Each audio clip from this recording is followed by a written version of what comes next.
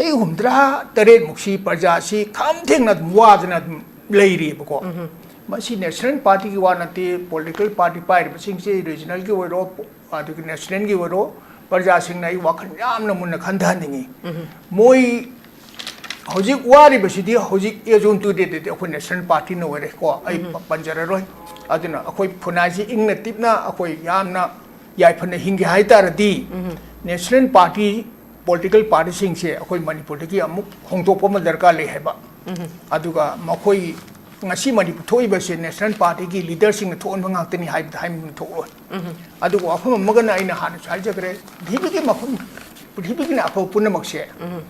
policy boiro scheme boiro political party boiro manipur si mumpham moiri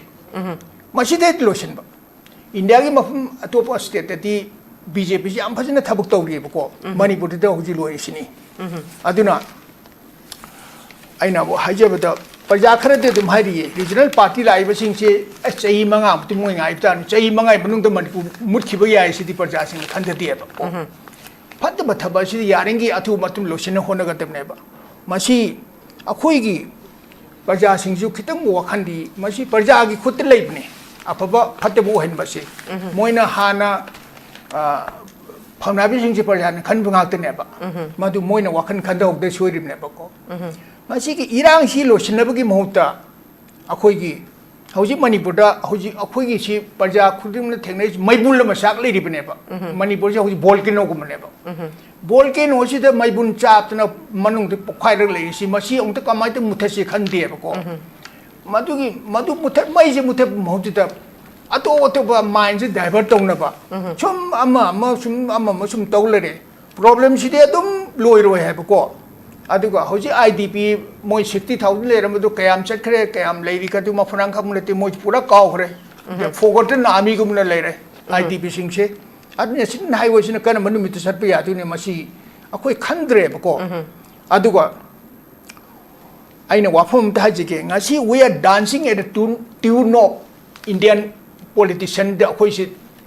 Indian politician जिना धोले कोई प्रजा से कोई प्रजा जगोई सारी को नुंगाइना तुम लेथोरे धोले मोई मतुंगिना खोजी चली बनेबा अदुगा इंडिया दा होजि तौरी बसे इंडिया गवर्नमेंट होजि तौरी बसे होजि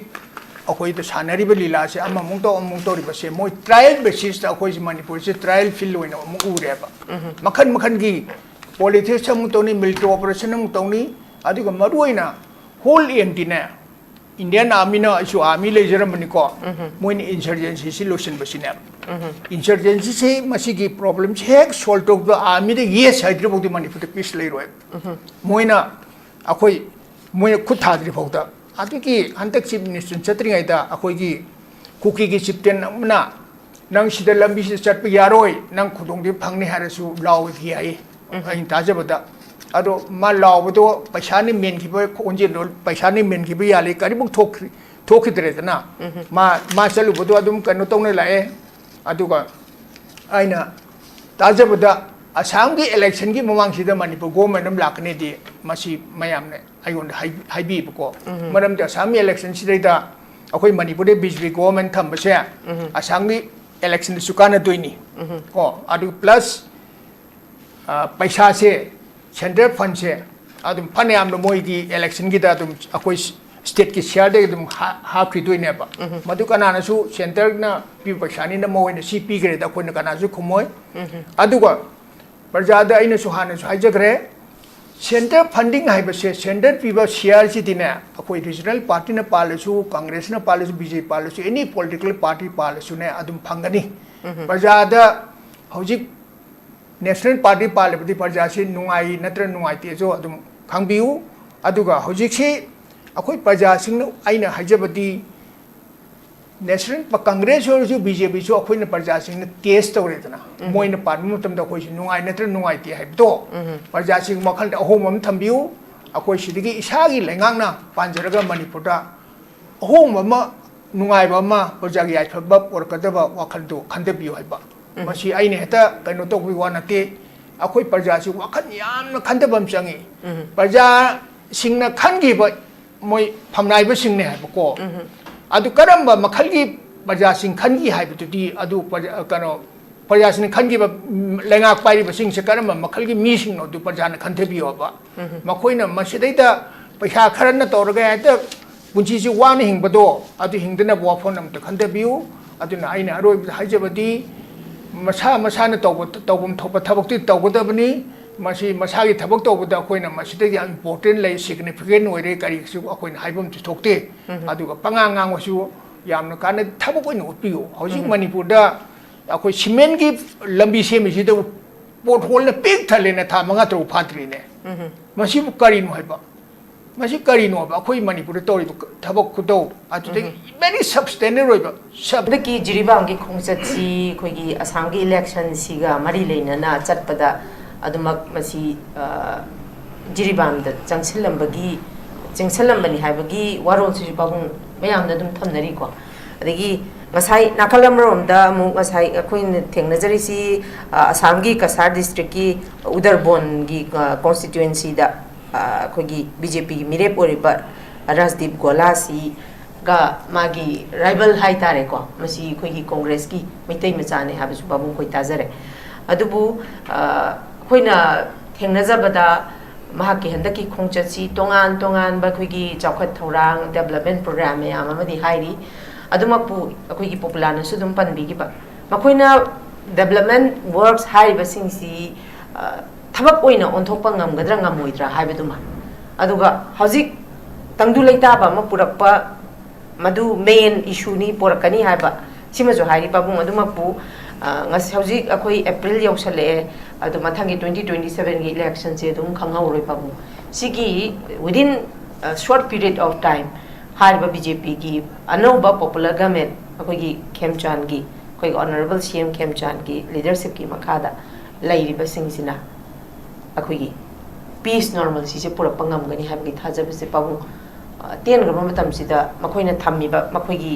प्रॉमिस से पाबु कीप तौबा ngamgani हाबसे पाबु थाजरिबा कमाइ तौ मसी अखोगी मसी discussion tabirepa praja punama amasung aigi ino muisa sanopi po ai kai khuno uchari si issue si laktringai de na jiribam si ki maram kitang haijage jiribam si akoi imphal east ki district ki part amoina leram ne ko aduga moi si jiribam si ain hek khangbudagi ngasi bok da neglect with mafam ne ba jiribam si district December 2016 da district amo rakhi Chai humbu ga teret ke matung da India ni independence phang chai humbu teret se mo district pop poina thambiram de ko aduga hoje ka hoje phok to si minister ne chatpadi hoje te ai makha kon laksi ke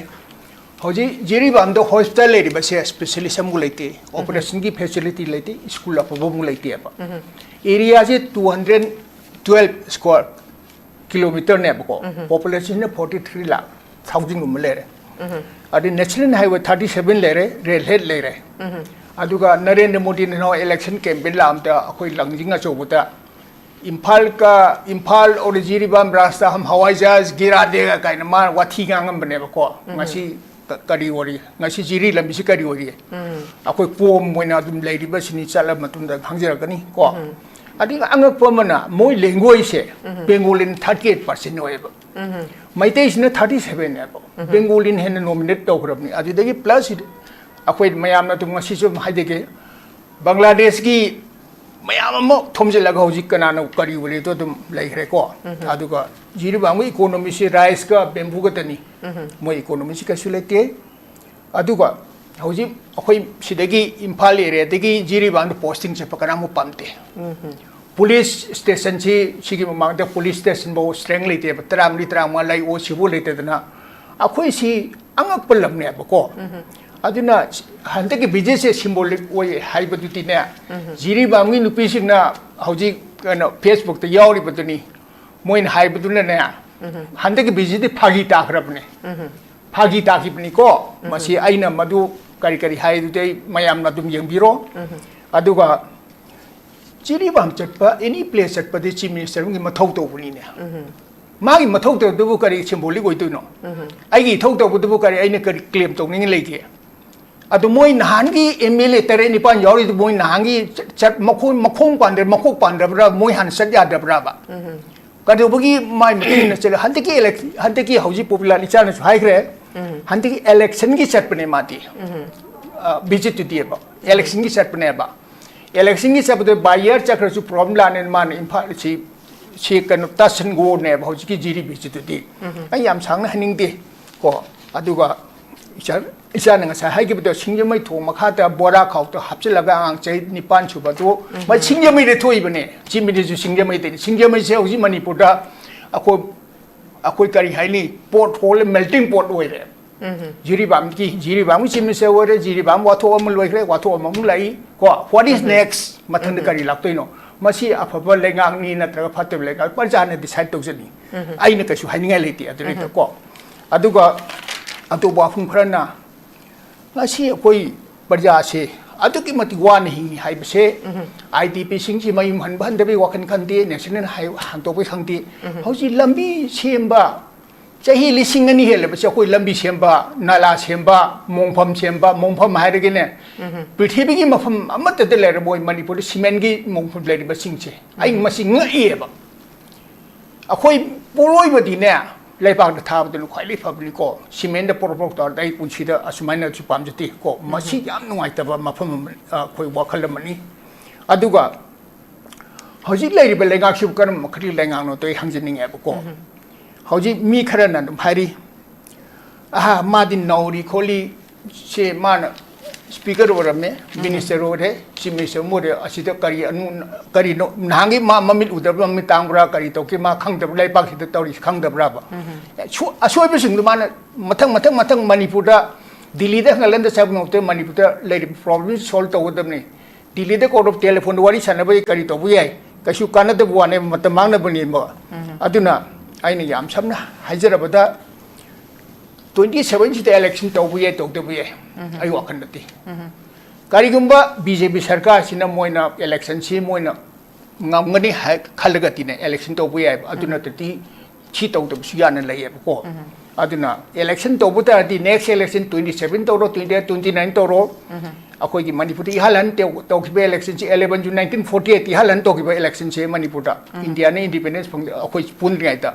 madu majority amu phangi te ba ko hanta ki election tauta hang assembly oi ne majority amu phangoi aina icha ju congress yauri haibi wanati हौजिक से अखोइना सोइरिबा सिंगसे अखोइ लोइनमक प्रजा सिंगसिना कनाना करिनो दो Moina दुम उचरकनी अदुगा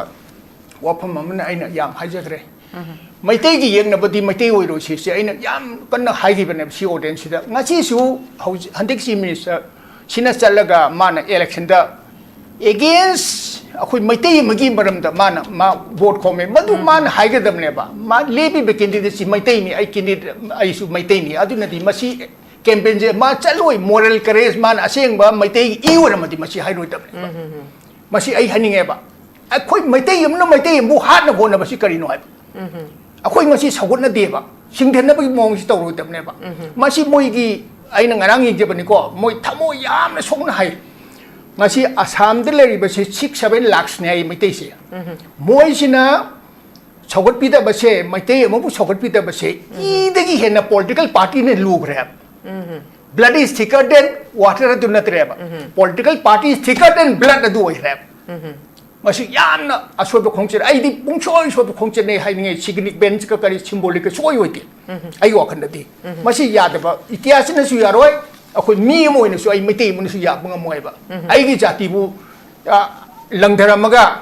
मी अतोबो फै हाइबसे पुंसी दai हाइगदम नते आई सिगे फै मी सिबे मोतुदा अदुम वखनदे आई मतंग हि लोसनजेगे okay thank you very much सागचरी पाबुंग हजिक्सी अखोइ पीसी रेस्टोर तौबगी ममी मखतनी हजिक अनौब गवर्नमेंट लापसिदा हाइनरिसी कोइ लंबी सेमे नोंगै कामनद्रे कोनद्रे हारबसु इनौ नौना फगाव इखाइदा हंदा कामनबगी लैरे अदु खोइ ngarang खक ओइरंगनी खोइगी कोंगबा मरुगी लाइफमलेंदा डीसीना अककनबा मतम पीबदुदा अखोइ कुकीसिंगना नोंगै कापथरपगी यंग लैरिदन पाबु मसी लो एंड ऑर्डर सी पॉपुलर गवर्नमेंट अमा लैरे हारे अदगी यूनिफाइड कमांड गी सु खोइ रिस्ट्रक्चर तौबा तौदबगी इशू जु लैरि को पाबु अदो लाइरिबा खोइगी mayam ama manipur akoigi police lairibani akoi IRB lairibani adigi central forces mayam am lairibani si laina dum law and order si di makoi no phaniam phai hairu thoi ba thaudo issue mayam china koi law and order si di phai ha bi di chunya yaro ba babu sigi matang se pabu kahini unified command gi su restructure tawda ba se si su duma achoba lapse samani duga akoigi ministry expansion tawba ngamda ba Shishu. Papung kari kamay thambining papung ki. Ay wafam du kumdring ay tinay. Ay wafam da hajige. Manipur se pikraba state ramane bako. Maside lady ba India ki political party ay ta mayang information hoy ne hajige. Congress party le re, BJP le re, Aam Aadmi party le re, Bahujan Samaj party le re, CPI le re, CPI MSU le re. National People Front, JDU, Naga People Front, RPI, Athwale, All India Forward Bloc, All India Trinamool Congress, NCP, Chief Sena, Revolutionary Socialist Party, ANPP, Amasung Regional Party, Regional Party Mangaturu process the Lehaye. Big trouble Lamsi the political parties, Kunmanga Mulay Rebahuji. Masiri ki Maruina, Hui Kanosi, Manipur share. 1949 dagin hauna hoji political party Congress amuj BJP ke lan pamui le re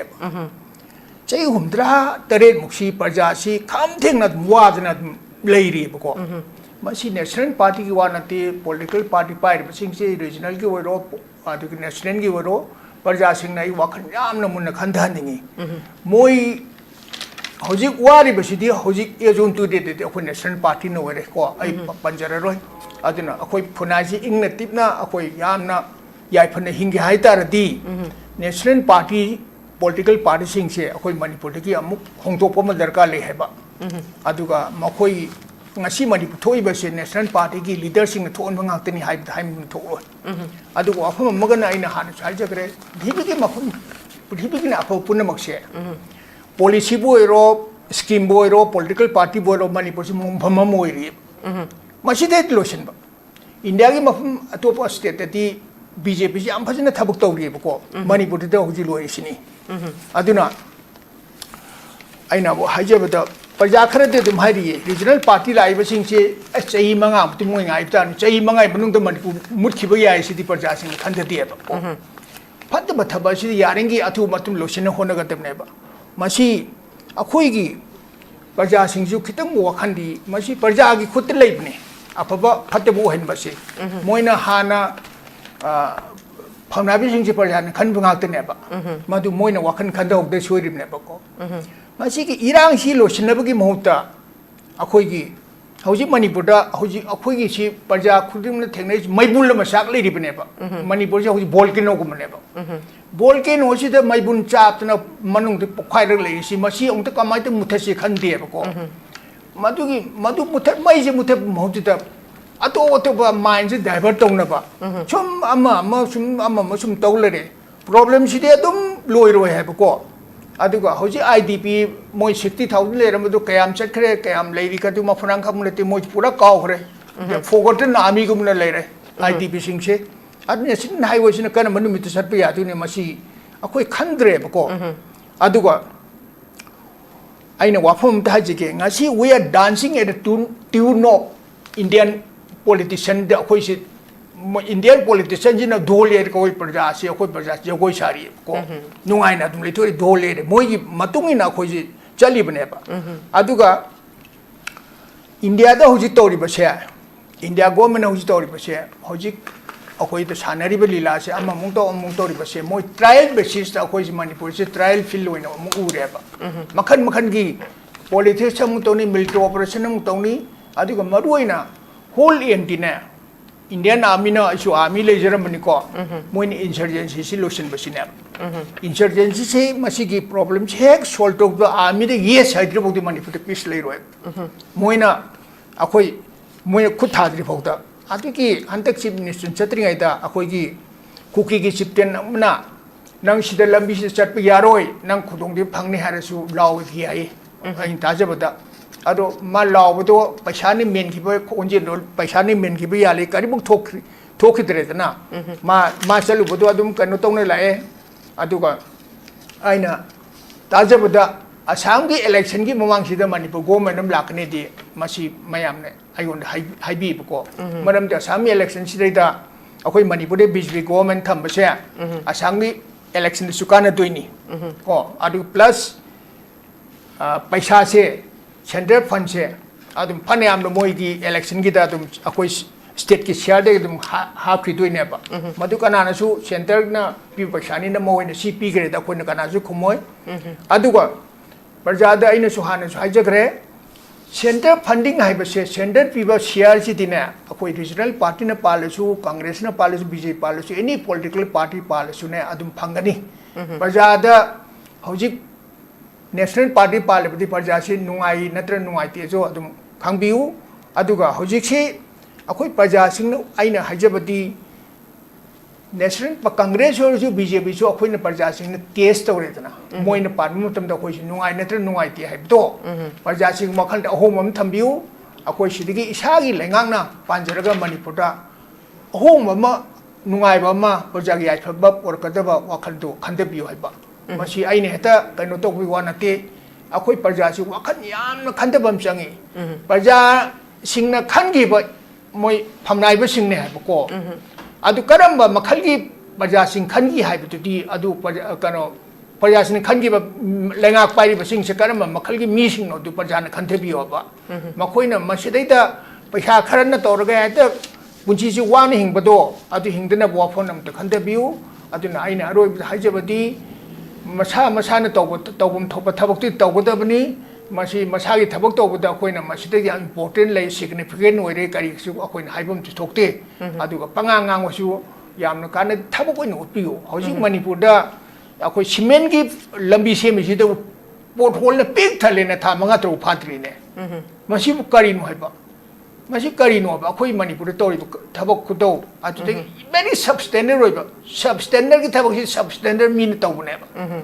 khara standard lai mi duna khara chakot pa mi duna ijat lai ba mi kai ba khang mi duna di apa pa thabak tor ka ne ba hoji Manipur da ai makhayam sang haijara roi ngasi Manipur da lai ba parja sing awa ba sing che sarkar sina angta wa da ne bong to hona bi hai ba wa phun ji lo sin je ke Okay, thank you very much, Babung. Lo silak